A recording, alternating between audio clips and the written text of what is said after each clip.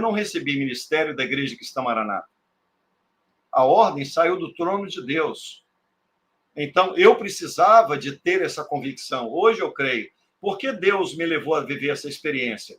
Eu precisava, eu podia não ter tido, né? Eu podia não ter tido. Mas por quê? Porque eu precisava de ter a plena convicção, quando eu saísse daquele local, que o ministério que eu recebi não veio de homens.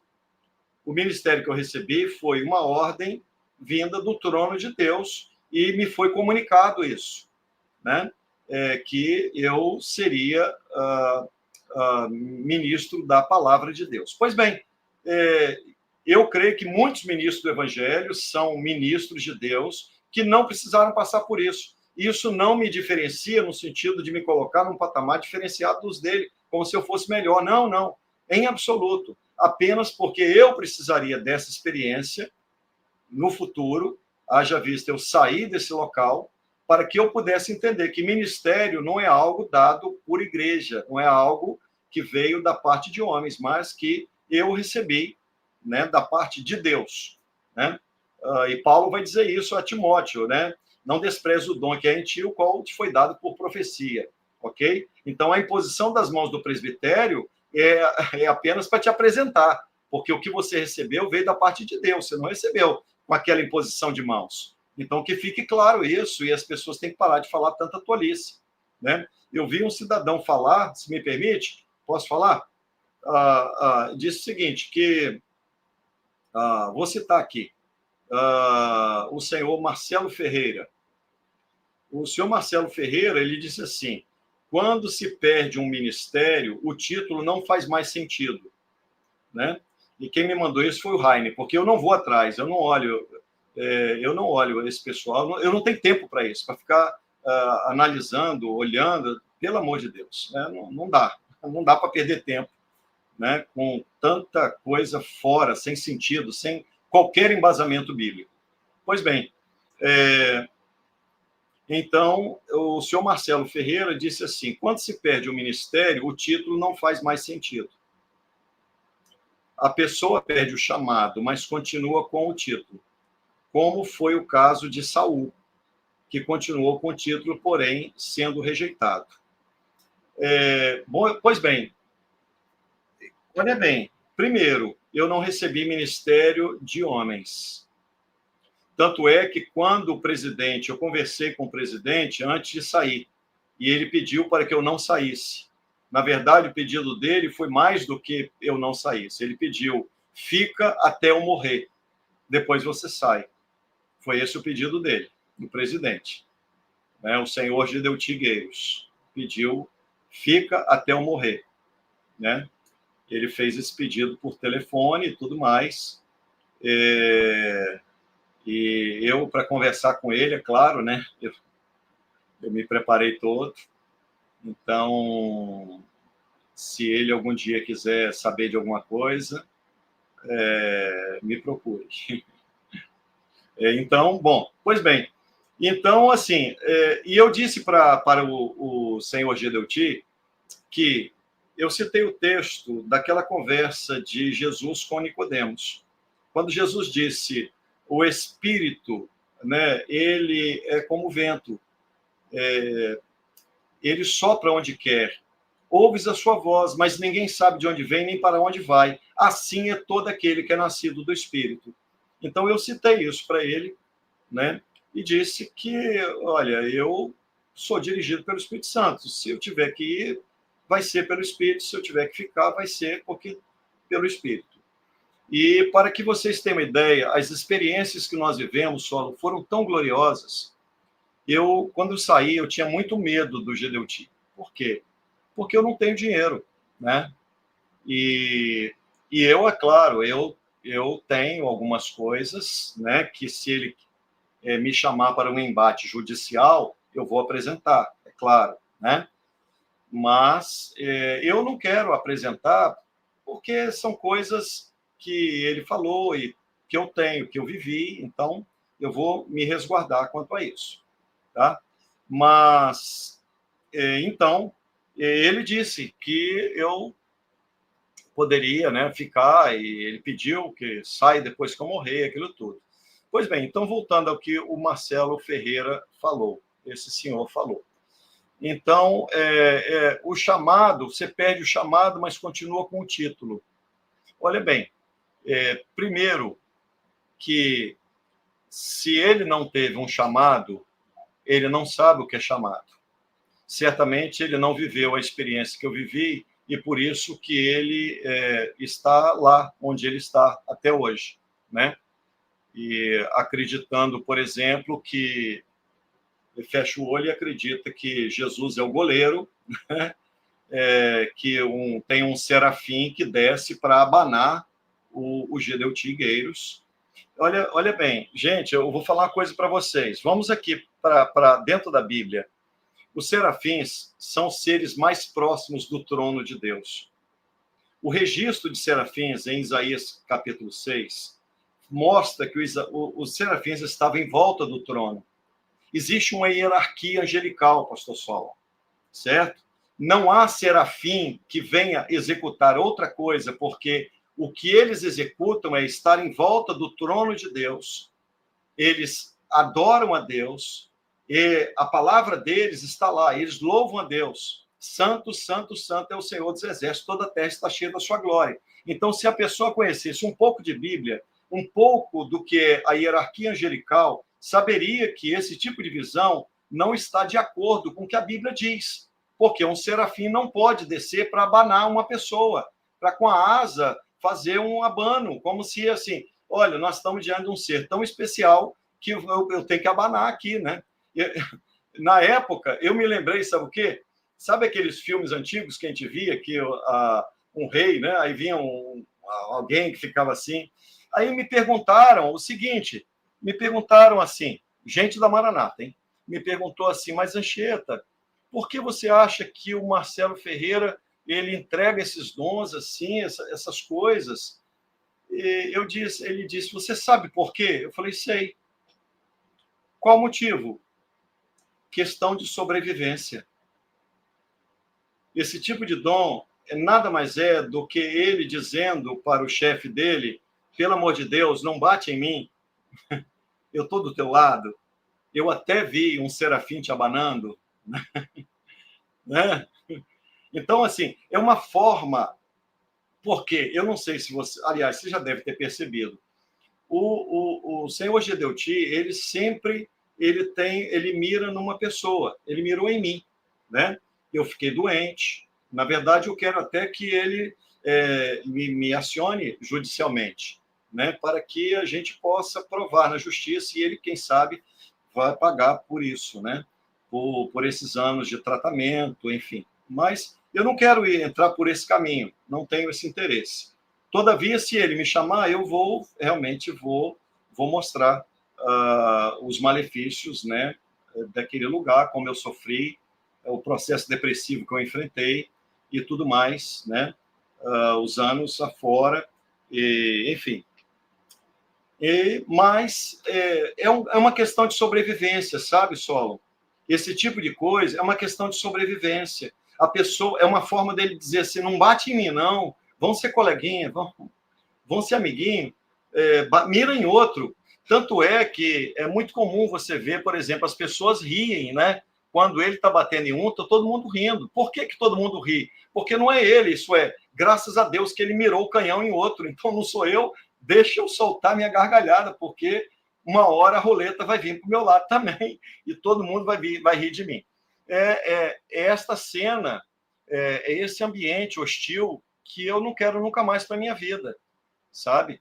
Então, assim, eu não quero nem ver pessoas passando por humilhação, não quero ver ninguém humilhando ninguém, eu não quero esse ambiente para mim. E muito menos eu fazendo esse tipo de coisa, né?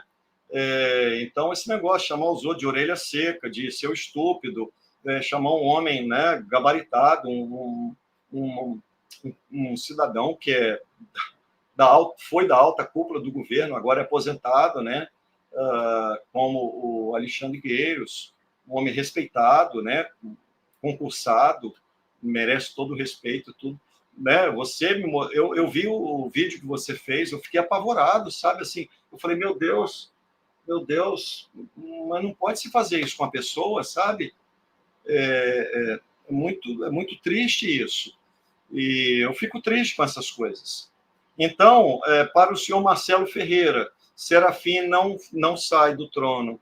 Tá? São seres mais próximos do trono. Estuda um pouco hierarquia angelical. Você nunca mais vai ver Serafim abanando ninguém, Marcelo.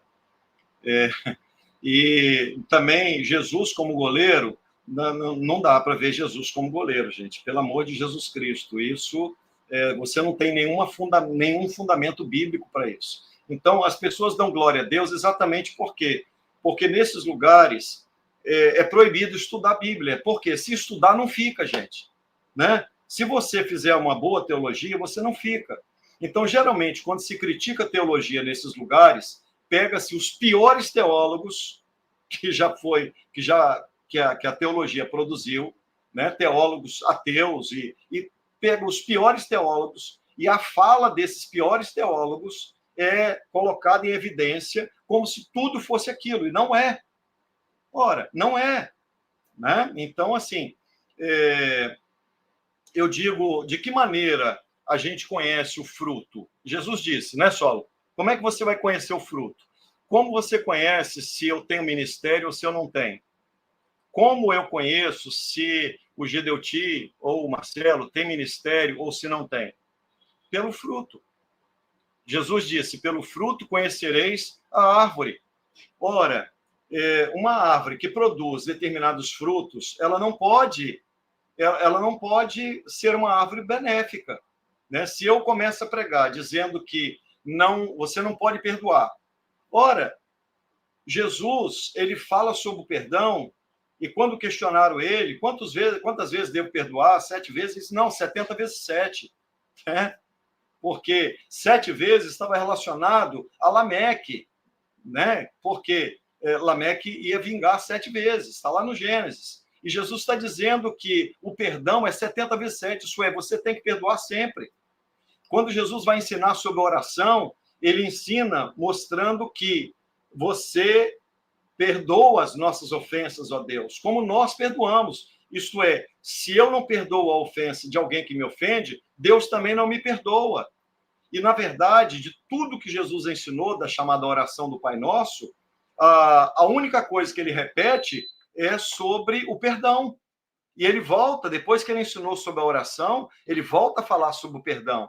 Porque o perdão é algo que é uma condição sine qua non, é uma evidência de uma vida transformada por Deus. Isso é, só os perdoados por Deus têm a condição de entender o valor do perdão que você recebeu, conforme a parábola citada por Jesus. Né? Eu merecia o inferno, e Jesus me comprou com seu sangue, perdoou os meus pecados, e eu vou morar no céu pelos méritos de Cristo, não pelos meus. Então, eu fui perdoado, e eu não vou perdoar um irmão que fala uma coisa a meu respeito. Ora, falar, qualquer um fala, até papagaio fala, né? Como diz o outro, já anda e fala, então tá de bom tamanho. Então, assim, uma resposta. Por exemplo, se eu pregar, a Bíblia tinha valor no passado, e a Bíblia não tem mais valor hoje, eu pergunto, eu sou pastor? Eu sou pastor? Eu creio que não. Né? Então, assim, existem evidências que pelo fruto você vai identificar a árvore. Ei, essa árvore não é árvore de um ministério.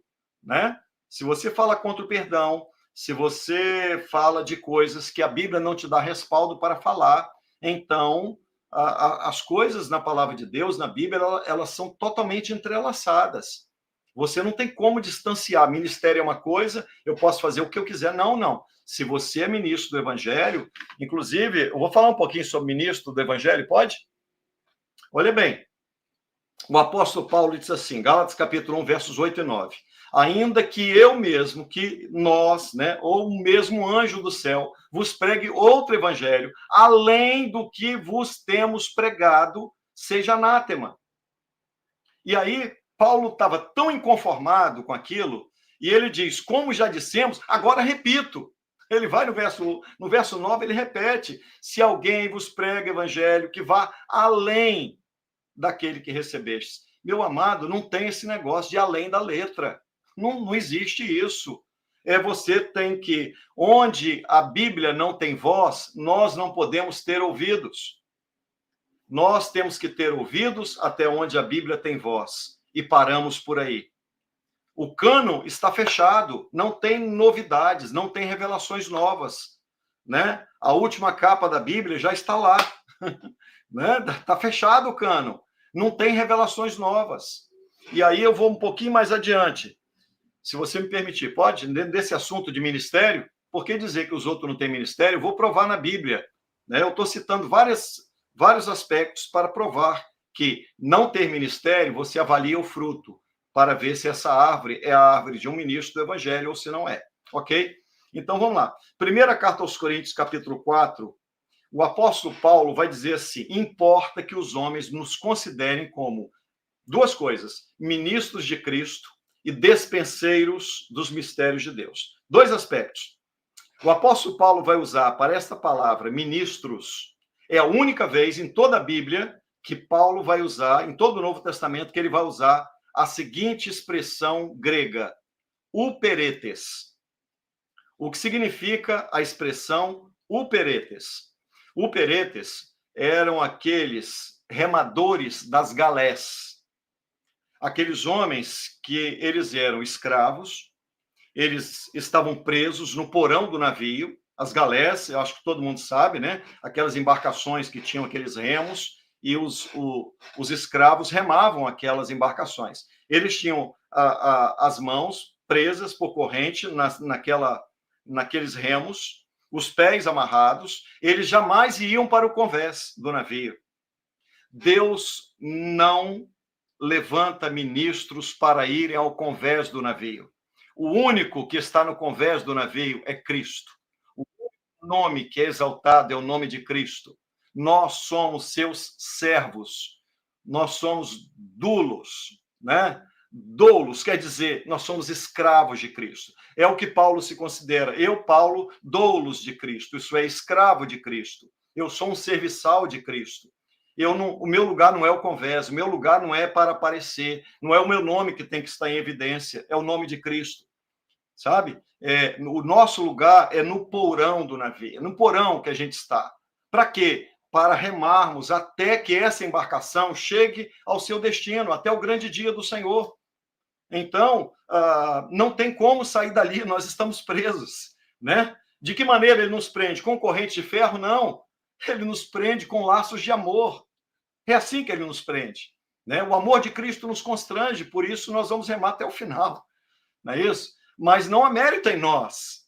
Nós estamos subjugados ao capitão do navio. Ele sim é o nosso mestre. É ele que conduz a embarcação. Nós somos apenas os seus serviçais. Paulo usa essa expressão, Solo. Ela é linda. Paulo está dizendo que os homens nos considerem, o apóstolo Paulo se considerava um peretes. Você imagina bem o que é a Anchieta, que não é nada, né? Quem sou eu perto do maior teólogo da igreja, do maior plantador de igrejas, né? Do homem que se entregou como eu, nem que eu trabalhe toda a minha vida, eu farei o que Paulo fez. Não é verdade? Então ele diz, eu sou um peretes de Cristo. Eu sou o peretes de Cristo, isso é, eu sou um serviçal, eu estou preso ao convés do navio pelas amarras do amor de Cristo. E a minha função é remar essa embarcação, o evangelho, até chegar a um porto seguro, até chegar ao grande dia do Senhor. Então ele usa essa expressão, o peretes, ok? Então, o que eu me considero,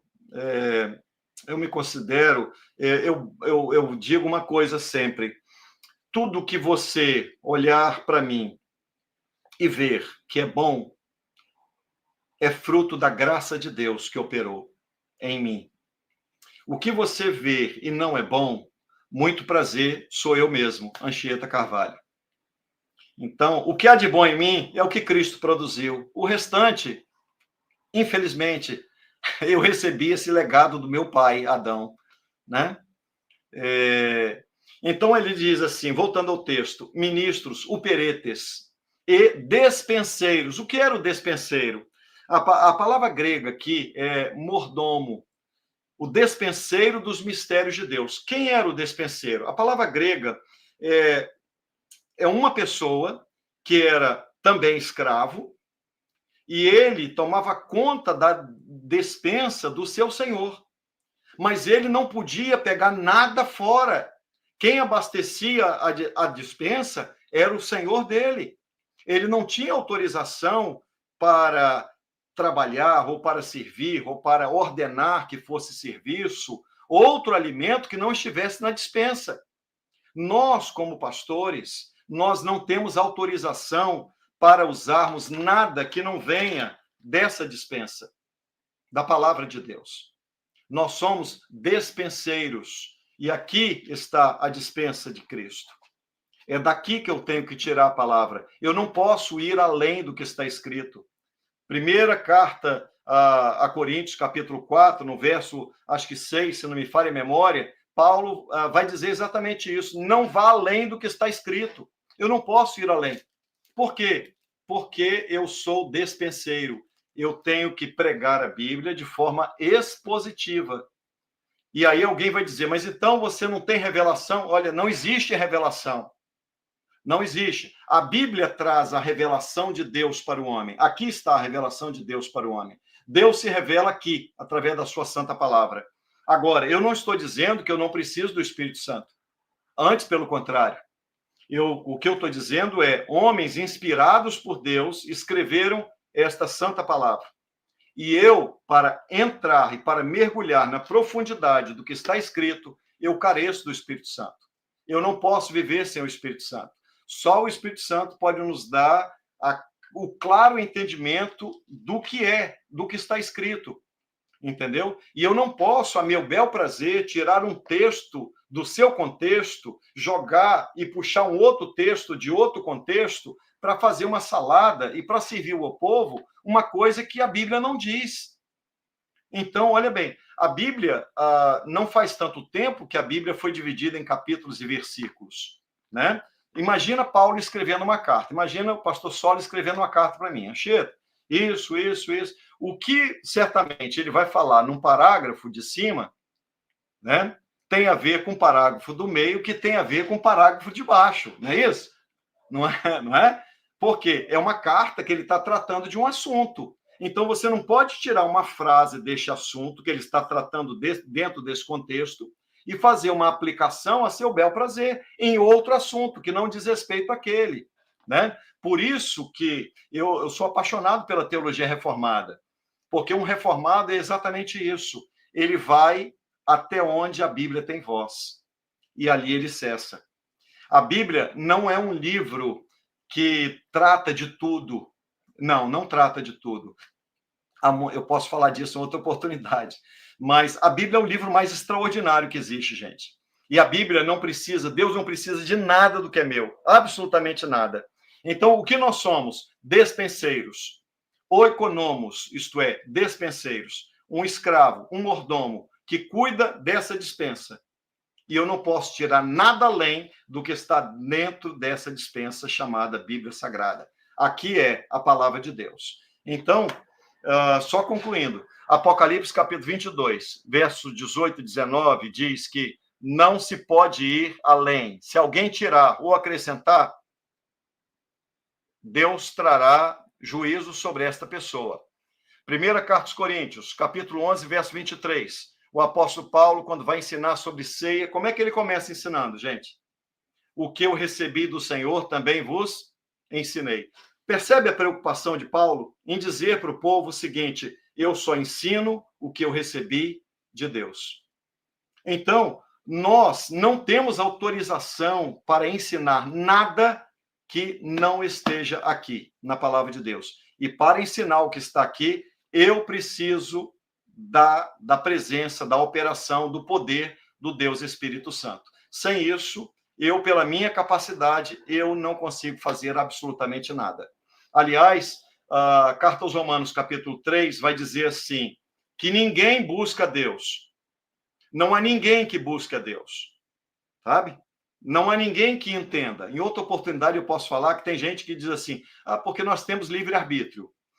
Para quem acha que tem livre-arbítrio, eu queria fazer uma proposta.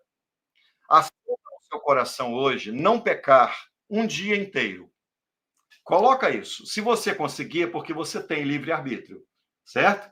O seu arbítrio não é livre. O nosso arbítrio é aprisionado às amarras do nosso pai Adão. Se fosse livre, eu diria, a partir de hoje eu não peco, e eu conseguiria. Mas eu não consigo nem passar um dia sem pecar.